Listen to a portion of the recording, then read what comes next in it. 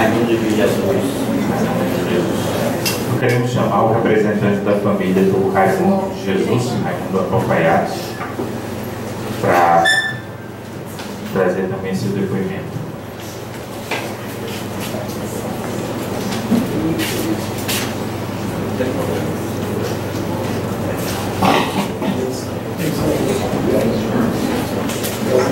Senhor Luiz Alberto Roberto de Jesus, para o depoimento nesse instante. Bom dia a todos. Eu gostaria que vocês fizessem essa pergunta de preferência nos blocos. Essa pergunta para reativar a memória melhor. A gente vai ajudando. Pode começar.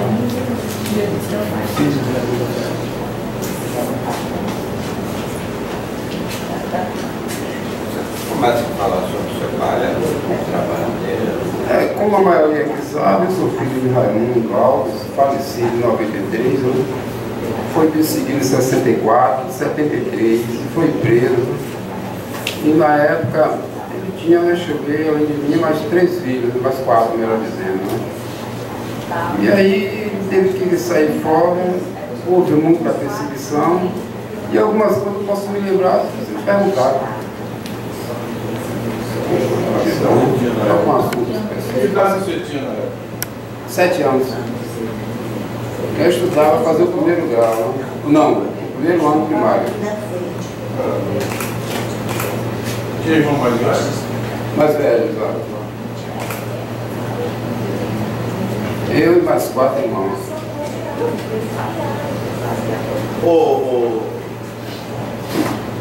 Uma coisa que você podia nos relatar é que após 64 nós temos conhecimento, nós que convivemos com seu pai, nós que somos um pouco mais atinhoados na idade, tá certo?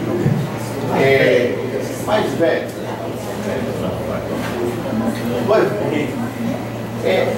Nós sabemos que a família passou grandes dificuldades porque Raimundo era a pessoa que chefiava a família, a fonte de renda principal era o arrimo de família, a fonte de renda principal provinha daquele pequeno localidade que tinha ali no chamado Beco do Ginásio, onde ele tinha uma alfaiataria. Você se recorda, por relato de sua mãe, ou mesmo pela sua vivência, o grau de dificuldades e de perseguições que vocês sofreram naquela época? Sim, com certeza. Porque realmente o pai teve que sair fora, certo? Porque a nossa casa era invadida constantemente, né? Toda tarde, então, mãe ficou só, era eu e mais 4 irmãos. A gente aí passava fome e tal, ia na casa dos parentes pegar alimento, essa coisa tudo. No colégio, eu e meu irmão, que já estudava no colégio do Arthur da Mota, que até para trazer a documentação, infelizmente, não forneceram, né? A gente, para entrar no colégio, era perseguido, filho de comunista e tal. O vizinho ao lado também incomodava muito a gente, né? E aí, às vezes, a gente passava até fome, realmente, né? Esse é um dos pequenos casos, né? No colégio, realmente, a gente não podia ir em todo lugar, realmente, complicado, né? É compreensível, é tanto que eu tinha insistido com você da gente poder ouvir aqui o depoimento da sua senhora mãe, pessoa que teve grandes agruras, grandes momentos de dificuldades naquele período, até porque sabíamos da sua tenra idade naquela época. Mas a dificuldade que vocês passaram, das perseguições, e fruto daquele momento deve ter sido uma coisa vexatória, não somente naquele momento de 64, como também posteriormente. Sabe-se que Raimundo, como Teté, que também era alfaiate, eram pessoas que costuravam para um bom segmento de classe média em Feira de Santana, por serem grandes e bons profissionais. Mas, sobretudo, Raimundo era uma pessoa muito aguerrida, muito lutadora, de uma consciência firme a nível de posicionamento e defesa do socialismo. Ele como outras pessoas, eram da militância efetiva e dirigente do Partido Comunista em Feira de Santana. Correto. Ele, pela época de convívio que eu tive com ele é bem mais velho que eu, mas naquela época eu, Celso Pereira, éramos estudantes, Simval já era comerciário e outros tantos, a gente teve a oportunidade de conviver com ele. Esse relato seu das dificuldades de sobrevivência material são sobretudo importantes porque isso aconteceu com muitos outros aqui em Feira de Santana. Zé Pereira filho do trio, você teve essa questão com o Teté, que teve a clientela devastada, totalmente dispersada. A gente sabe de pessoas, e Ana, me permita eu fazer uma referência aqui a seu pai, porque eu tive o prazer de ter uma aproximação também naquela época, ligar o seu pai a uma outra pessoa também que teve um papel importante em Feira de Santana e que eu acho que essa comissão deve ouvir seus familiares também. Foi Carlos Marques. Carlos Marques foi uma pessoa em Feira de Santana que teve, como Chiquinho, uma atuação. E eram tidos assim como os irmãos ricos dos comunistas. E normalmente o eram. Eram pessoas que normalmente auxiliavam sempre nas dificuldades que aquele pessoal de esquerda tinha. E eles desenvolveram um papel muito importante naquela fase pré-64 e no pós-64 também, com mais reservas, com mais dificuldades, com dedos. Agora, nós sabemos que a sua casa foi por muitas vezes invadidas. Com certeza. Geralmente à tarde não era fácil não. A gente podia esperar mais ou menos às 16 horas, o exército estava entrando lá. Aqui em Feira não tinha, entrava, vasculhava tudo, olhava debaixo da cama. E aí a gente estava saindo para ir para o colégio, estava chegando, rapaz, se preparar com isso não era fácil não. Teve uma pessoa também que teve um papel aí, rapaz, que conseguiu a gente encher muito o saco. Essa senhora, não citou aqui, o nome dele é Gileno, né? Gileno Lima. Era, fingia que era amigo e tudo, né? Aí ficava olhando meu pai e seu Beto, que era muito meu amigo. Ele era irmão daquele rapaz da livraria Mirim. A família dele era daqui. Era daqui. Seu Gerson, né? Gerson, Gerson. Ele, em 64, ainda o Monsenhor Luiz aqui me perguntou se ele se arvorou na condição militar. Não, ele era do CPOR, ele tinha terminado. Era da reserva. Era da reserva, mas ele passou a ser das pessoas atuantes a nível de perseguição. Ele foi um dos que liderou a nível de comando a invasão da AFES e ter arrebentado totalmente no edifício Pires a sede da AFES. Ele teve. E se agora A AFES era a Associação Feirense de Estudantes Secundários, muito ativa, de um passado histórico muito honroso. Tivemos a oportunidade, eu e Celso, de participar da direção naquela época, e a gente sabe muito das agruras que esse rapaz provocou em muitas famílias. E ele se achava, se jactava como uma pessoa que absolutamente alinhado com a agruras da reserva. ele e Arnaldo Sabato. Arnaldo Sabato também. inclusive, viu, Zonal? Inclusive, a gente cansava de ir lá na ofertaria, essa altura o pai tinha caído fora, né? Não era para ficar. E encontrava Gileno lá, né? Olhando, perguntando, cochichando uma coisa e outra, para ver se o pai estava aí. Várias vezes eu encontrava lá. Tanto que eu nem gostava de ir mais lá, mas vai lá. Um funcionário ficou tomando conta da ofertaria, né? Você era menininho, 7 anos, 7 anos, já estudava, como eu falei com você no Colégio Eduardo Filho da Mota, né? Isso lhe causou traumas? Causou bastante. E depois, de janeiro de 73, quando o Supremo tomou posse, o pai foi preso, eu vi tudo, né? Inclusive, teve até um agente que falou assim, isso aí vai também, porque já era bastante um pouquinho, né? Aí eu saí correndo pelo fundo das casas, fui parar na casa do meu primo lá. Eu falei que nada, vou cair em pau de arara, coisa nenhuma. Isso já foi em janeiro de 73. Acho que você está lembrado, né? Lembro. Eu fui nessa mesma época também, tá bom. Ele passou mais ou menos um mês e pouco preso, se não me engano, né? Polícia Federal. Passou uns dias na Polícia Federal.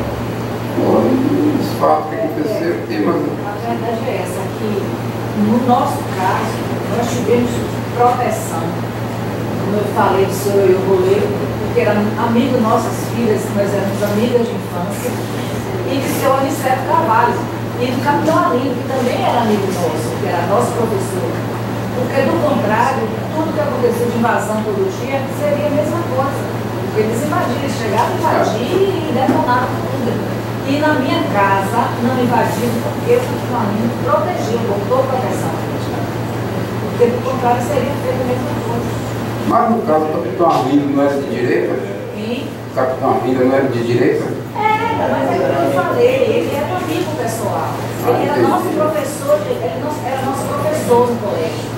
Ele frequentava a minha casa assim, porque meu pai só deixava a gente participar de torneios, de viagens, para jogar para voleibol.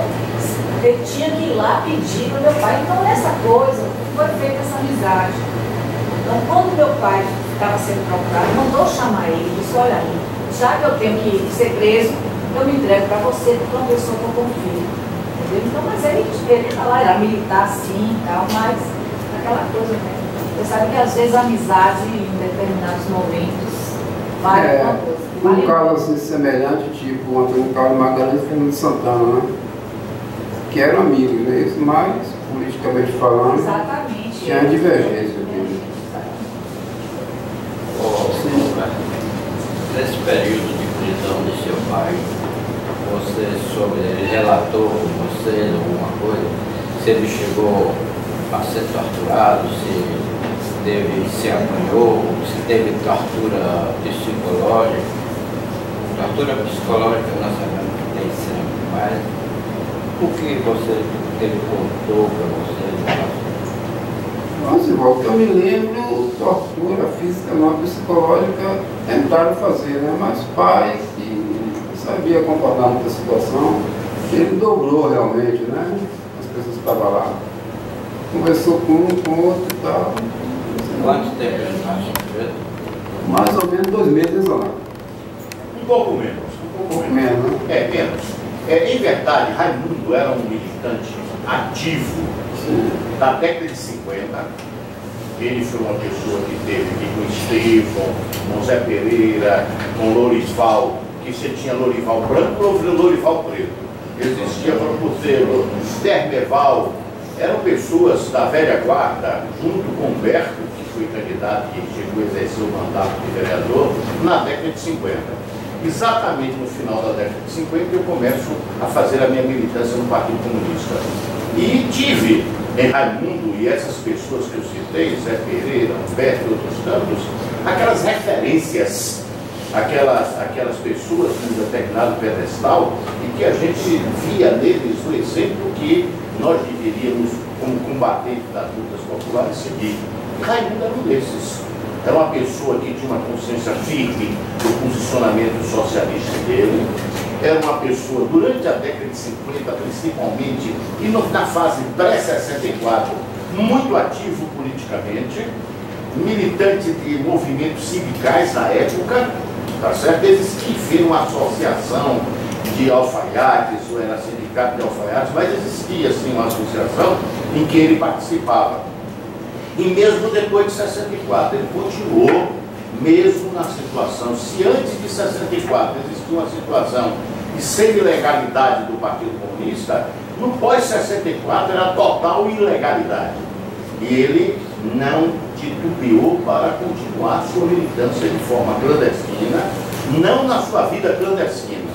Apesar de viver familiarmente, e ele pessoalmente, dentro do esquema legal, mas ele nunca deixou de, mesmo na clandestinidade da sua atividade, defender os interesses da população a nível de interesses de mudanças e combate direto à ditadura.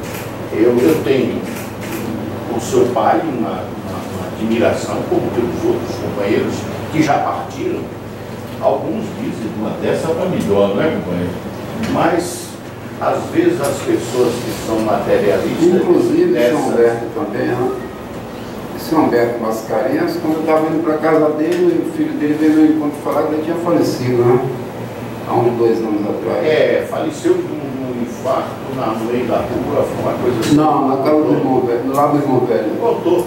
Foi no meio da rua, quando estava indo do lado do irmão velho. Quando estava indo, Quando estava indo. Pois bem, essas pessoas, e devo aqui reverenciar também a Batata, que é uma pessoa que eu acho que nós devemos, muito amigo, nós devemos também ouvir familiar dele, tá certo? Ainda antes de terminar esse processo, que era um dos velhos militantes que sofreram em decorrência das suas prisões, das torturas, das perseguições.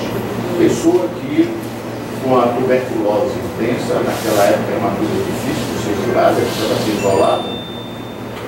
Mas essas pessoas sempre, nós gostamos de lembrar.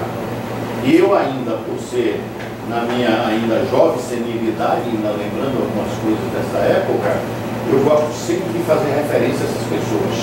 Porque Feira de Santana não pode esquecer, além desses que eu citei, do Antoniel Queiroz e de outros muitos militantes que estiveram na luta por Feira de Santana, que a história escrita pelas elites de Feira de Santana, a memória histórica que se deixou de Feira de Santana, na verdade não são as heranças históricas escritas por aqueles que fizeram efetivamente a luta das causas populares, mas aquelas que a informação da elite de Feira de Santana passou para a nossa história e que hoje essa comissão tenta resgatar, para deixar muito claro que não foi bem assim.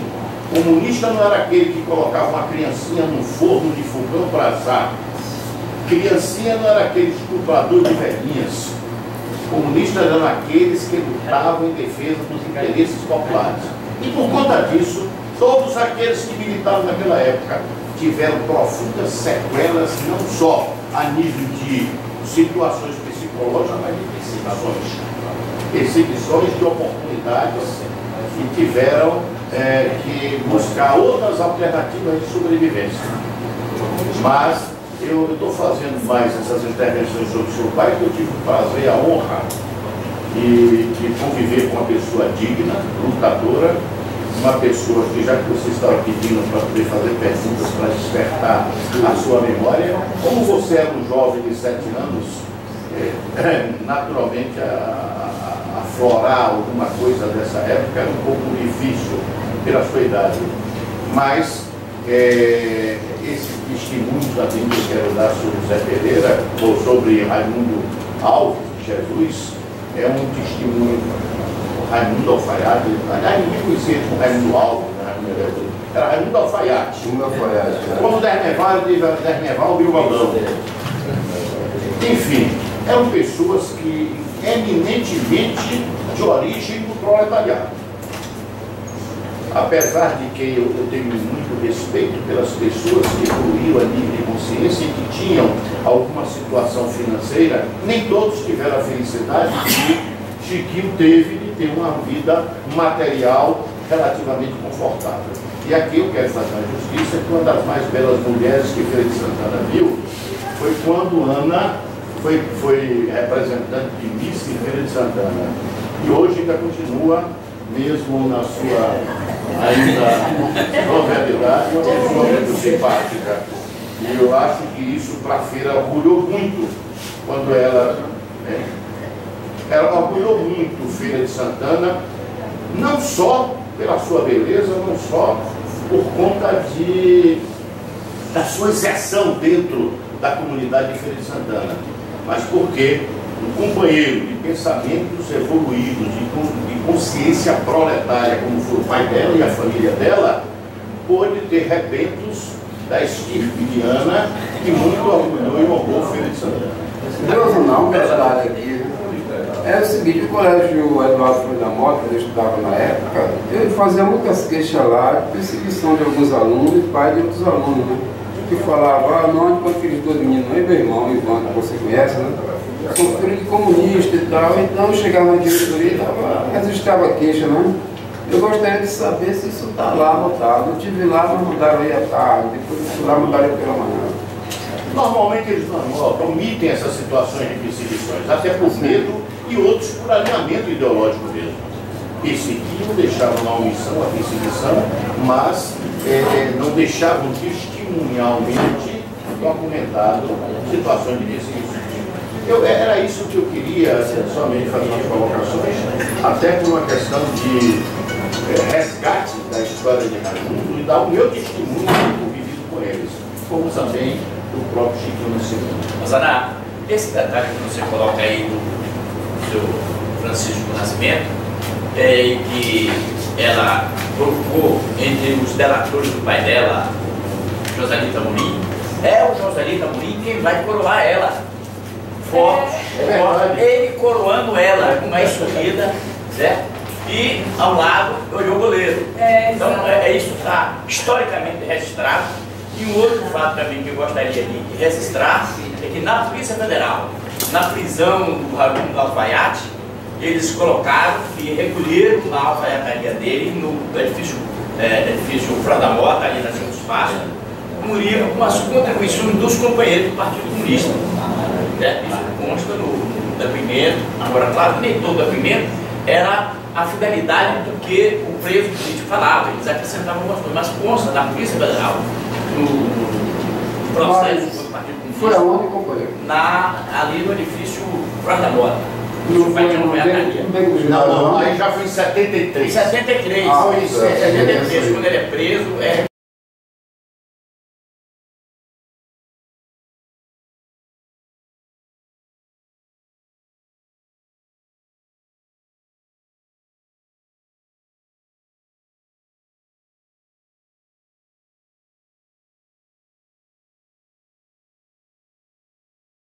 Eu ficava assustado sem saber direito assim o que era. Então aquele livro antigo ali, tudo foi queimado, rasgado. Tem uma tia que tem em São Paulo agora que ela disse que certa vez ela ia com um pacotaço de livro, né? Aí o carro da polícia parou, ele foi no mato, ficou lá um tempão esperando. Né? E os caras pararam ali do lado. Você deve conhecer minha tia, a professora Ana. Ela ia com o livro para enterrar, para jogar fora. Tem muito livro enterrado lá ainda. Lá. Feito usado, a gente morava na época. Né? Tem algumas árvores que cresceram ideologicamente. Justamente.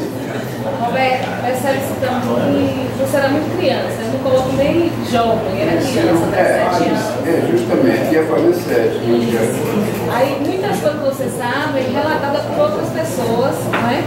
Mas assim, o que ficou de marcado enquanto vocês, criança e hoje adulto, desse momento, de estrutura da família, onde vocês eram perseguidos, essa questão de sociedade mesmo que você coloca, que na escola vocês eram um pouco excluídos, né? Exato. Hoje na tua vida adulta, reflete o quê? O que ficou assim de marcado da época para hoje? Ficou um pouco de revolta, viu? Não é seu nome? Genilson. Não é Genilson. É revolta porque a gente vê assim pessoas que passaram de um lado para o outro, que traíram os ideais que tinham. Aí, pronto, porque a gente passou nos anos 70, 64, 69, 73, e cada ano era cada coisa pior, né? Até 85 a situação era essa. Né? Então, assim, a gente percebe também muitas falas, né? Assim, hoje falando, tem muita coisa que é bonito, ficou de bonito, né? Mas assim, a família que sofre, né? Exato. E as pessoas que se diziam o que são, amigos do seu pai da época, apoiaram vocês também na época que seu pai se foi? Me apoiaram. Os amigos todos chegaram lá, realmente. Eu acho que se teve exceção, uma ou duas pessoas, né? Umas pessoas assim como os Rosanácio, Humberto e outros amigos aí, que não lembro o nome. Apoiaram bastante, ela em casa para saber como estava a situação e tal. Aqueles que tiveram que ficaram aqui, né? Os que caíram fora, já viu como é que era. Tinha um primo, inclusive, que ajudou bastante. Ele estava descobrindo o pai em vários lugares diferentes, né? Voltava em um lugar, voltava para outro. É falecido agora. Faleceu lá de Goiânia. Muito conhecido.